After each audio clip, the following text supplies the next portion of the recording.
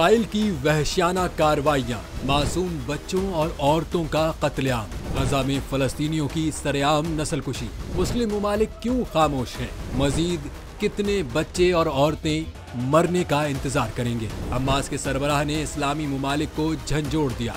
एक तरफ मगरबी ममालिक खुलकर इसराइल का साथ दे रहे हैं तो दूसरी जानिब मुस्लिम ममालिक की जानिब से फलस्तीनी मुसलमानों पर होने वाले मजालिम के खिलाफ कोई खास इकदामात नहीं उठाए जा रहे।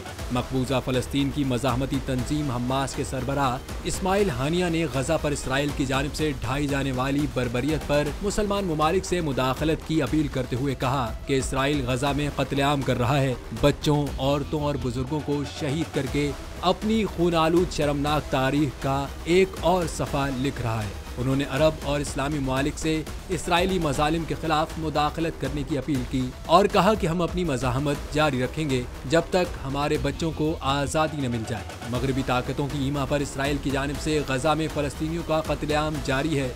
इसराइली बमबारी में अब तक 2000 से ज़ायद बच्चे और 1100 खवातीन शहीद हो चुके हैं, जबकि जख्मियों की तादाद 15,000 से जायद हो चुकी है, जिन्हें अस्पतालों में दवाओं और ईंधन की किल्लत के बाइस मजीद मुश्किलात का सामना है।